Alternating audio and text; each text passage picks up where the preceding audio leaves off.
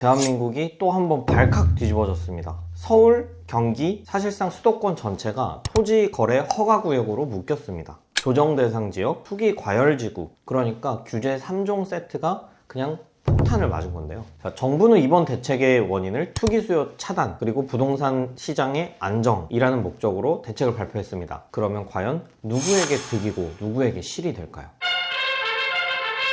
그래서 국토교통부는 2025년 10월 15일 주택시장 안정화 대책을 발표했는데요. 정말 이것만은 아셔야 되는 거 세 가지로 추려서 설명을 드려보겠습니다. 첫 번째는 일단 규제 지역이 사실상 서울 수도권 전체다. 그러니까 서울 25개구 그리고 경기도 12개 지역이 조정 대상 지역, 투기 과열 지역, 토지거래 허가 구역으로 묶였습니다. 이게 무슨 의미냐면은 집 사지 말라는 거예요, 사실상. 극단적으로 말씀을 드리는 거지만 하나씩 뜯어놓고 보자면 조정 대상 지역, 투기 과열 지구에서는 대출 규제가 들어갑니다. 그리고 토지거래 허가 구역이라는 말은 직접 살 때 허가를 받아야 된다는 의미고 자금을 어떻게 만들었는지를 낱낱이 소명을 해야 됩니다. 마지막으로 제일 중요한 게 실제 2년 안에 입주를 해야 돼요. 자, 그러면 지금 서울 수도권 아파트 이제 가격대로 또 대출 금액이 다 달라지는데, 그러니까 15억 이하는 기존처럼 6억, 그리고 15억에서 25억은 4억, 그리고 25억 이상은 2억. 그러니까 대출이 점점 줄어드는 거죠. 그럼 이미 아파트 살려고 자금 다 마련하고 계획 세워놓으셨던 분들은 2억이 빵꾸가 나는 거예요.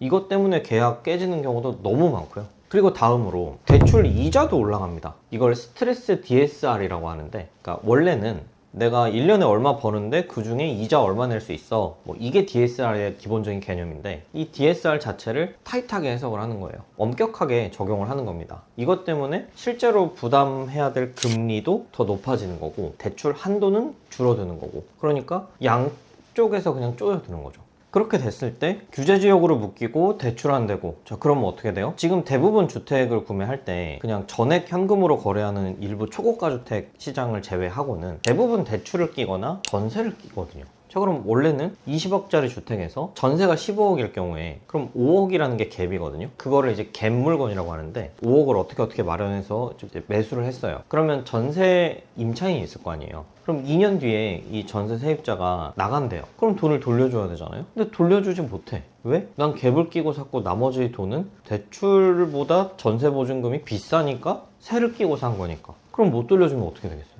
깡통 전세가 된다. 자, 전세 사기는 아니고요. 이런 게 바로 2018년, 19년 초창기에 나왔던 깡통 전세의 그 원래 개념입니다. 자, 그렇게 부동산의 그 갭물건 문의가 폭주했다고 하잖아요. 그럼 이 2년 뒤에 어떻게 될까요?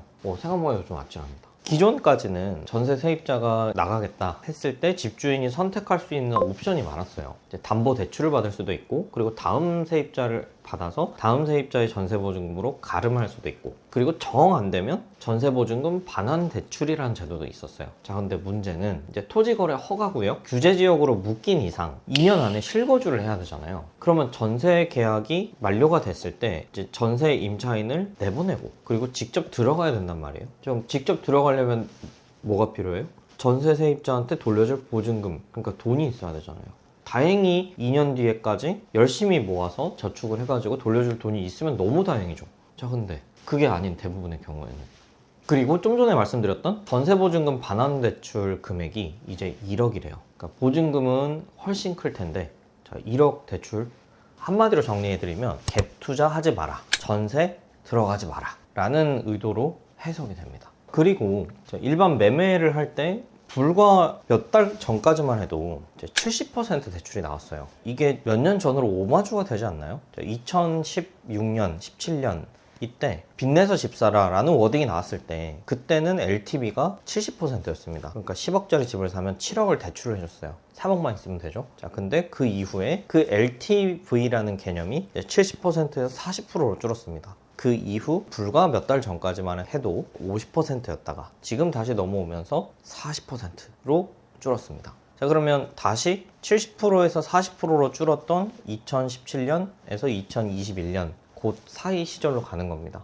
자, 그럼 어떻게 될까요? 우리는 경험했지 않습니까? 물론 똑같이 되면 정말 안 되겠지만 대출 한도가 일단 줄어들었다는 의미는 사람의 심리를 불안하게 만듭니다. 그래서 지금 아니면 이제 못 산다 라는 불안감이 지금 대한민국 수도권에 빠르게 퍼져나가고 있는 게 좀 느껴지거든요. 자, 이렇게 가격에 따라서 대출 규제를 마치 뭐 레벨 1, 2, 3처럼 쪼갰을 때 예상되는 효과가 뭔지 좀 생각을 해봐야 될 것 같은데, 그러니까 정부가 라인을 정해준 거라고 생각합니다. 그러니까 15억 이하는 뭐 떨어지거나 갑자기 급격하게 오르거나 그 하는 영향은 좀 상대적으로 적을 것 같습니다. 그런데 이제 우리 과거의 사례를 봤을 때 15억 이하의 아파트의 경우에도 대체적으로 15억 키 맞추기를 할 가능성이 높아요. 그러면 15억에서 25억 사이는 어떻게 되냐? 여기가 사실 혼돈의 카오스가 될 것 같은데요. 그러니까 15억에서 25억 사이면 이제 대출이 4억인데 15억에 가까울수록 이제 조달해야 되는 현금이 적어지고 25억에 가까워질수록 조달해야 되는 현금이 많아집니다. 그러면 어디는 오르고 어디는 내리고, 이거는 도무지 예상을 할 수 없어요. 여러분들께서도 내가 원하는 들어가고 싶은 이제 아파트의 시세 추이를 좀 면밀히 살펴보셔야 될 것 같습니다. 이제 25억 이상 대출 2억인 그 영역은 이제 논외로 치겠습니다. 이번 정책을 거치고 나면 어떤 것들이 많이 예상되시나요? 일단 단기적으로 정말 실수요자 있죠. 신혼부부 그리고 청년, 사회초년생, 오히려 기회가 될 수 있을 것 같고요.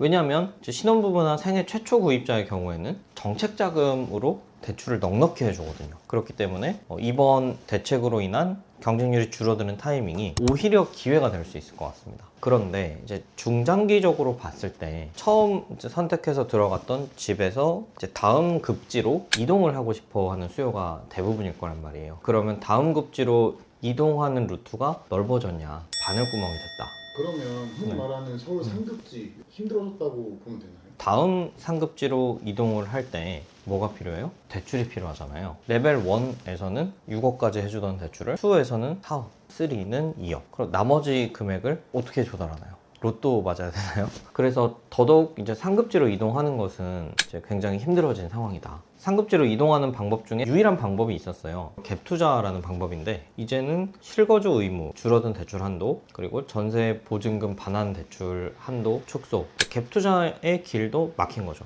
그러니까 상급지 이동의 그럼 마지막 남은 수단이 뭐냐?